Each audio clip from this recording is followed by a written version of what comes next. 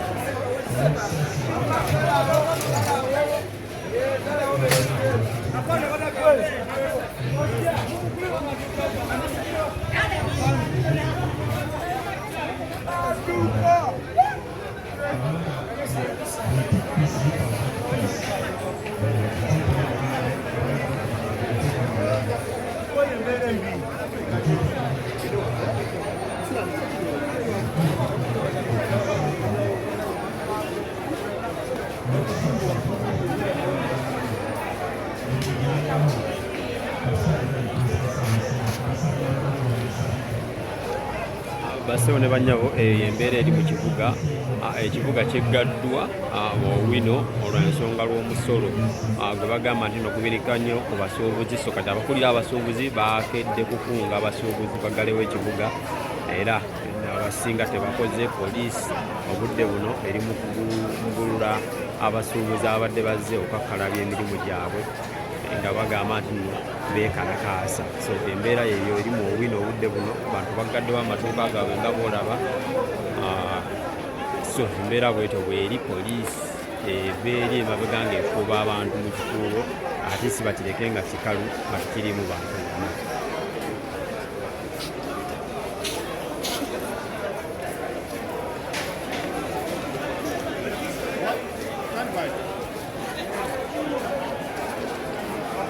Embeera bwetyo bweri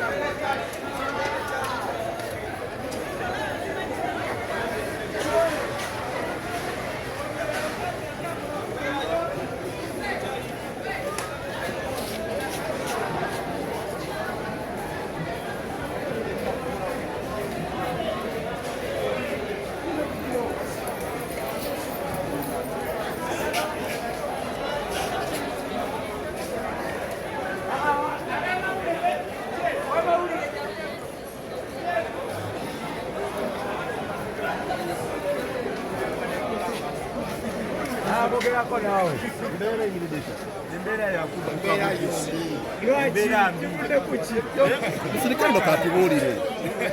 Okwekalakaasa yensonga eriwo kiki kwekalakaasa lwaki omusolo embeera yombi jangu masana jangu wansi kale mutwa wange ki ekibaviiriddeko okutuuka ku mbeera eno lwekyayo omusolo gulinye ebintu bya bbeeyi musolo gulinnye tosobola kugula kintu segera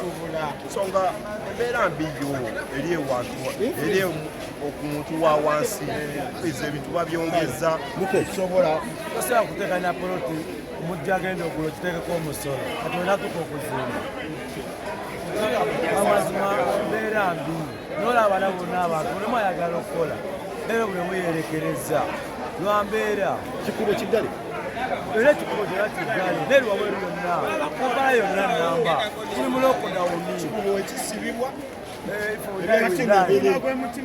Ndi kacaayi embeera mbi nnyo nnyo nnyo nnyo nesalawo nkeera ennyo kacaayi omusolo mungi ab'ebizimbe bongeza leeti kwegamba obeera weetisa akabuuko bakubuuza influence risiiti ya influence wabweru tetukyafulumya bintu byaffe tosobola kusibira customer box nga talina risiiti ng'ate abantu abamu aba tebaagala risiiti kati nze nesalawo nkeera ennyo kacaayi Influence sinakyo manyi ku influence. Sakwaye influence nawe. Zimbarra baruzi munyo gwange.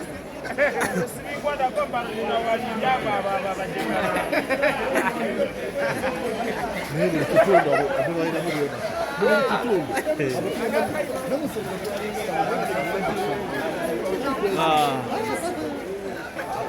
laba naffe abatembeeyi tetukola kumanya embeera mbi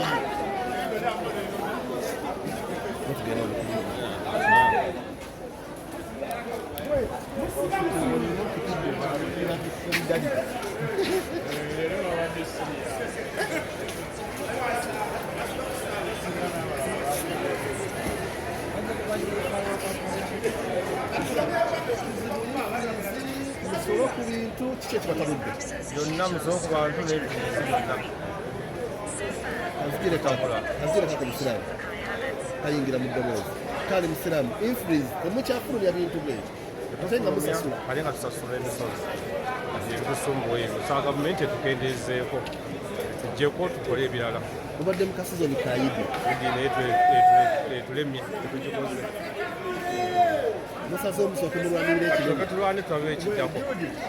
kubanga ffenna tutunyigirizibwa kyenkanyi senga tebagukendeeza tujja sigala nga tugenda mu maaso manyinaze muko influence mubadde mu kasizoni naye musaze omwerekereza Kuba embeera yonna mbi ddala byonna kuba gavumenti simanyi naalowoleza mukulembeze wa ggwanga alo afandi ebizibu by'abasuubuzi ne bibeerawo ne byongerwako okumala emyezi ebiri notabaako nsonga yonna gy'okola tekiba kirungi n'ekirala minisitule bagiyita trade and industry n'otuwa mwebese wa byamakolero wansi n'otuwa omugaso wansi tekawo omusuubuzi ajja kuba amanya ebizibu byaffe kyawo kijja kuba kivaayo bulungi naye tuwadde abantu tebakolangako mirimu gyaffe obusuubuzi tebabumanyi bamanyi kimu kujja kusolooza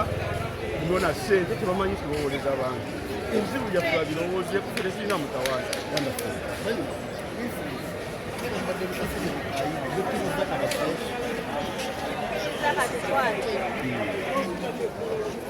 Ekikuubo mu Kigwadwa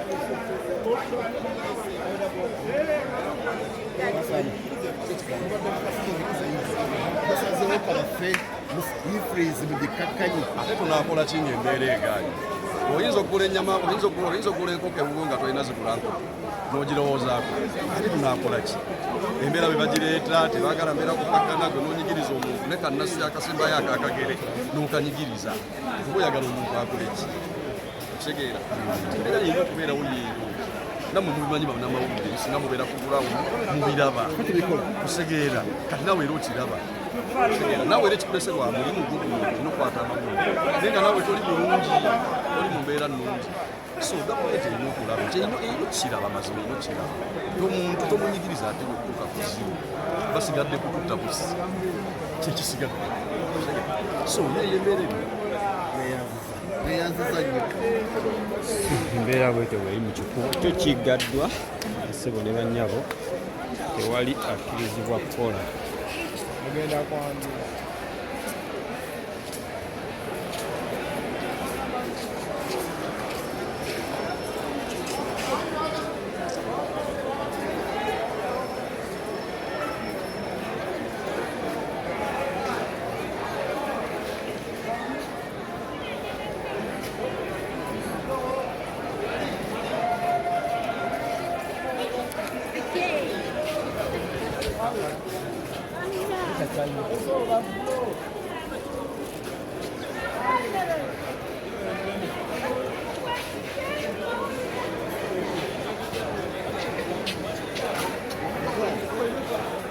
embeera yadduka tojja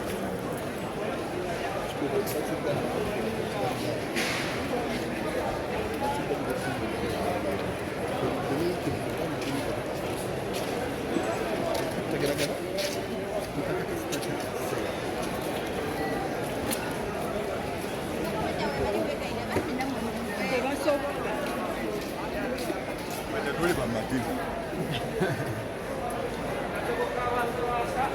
Yeah.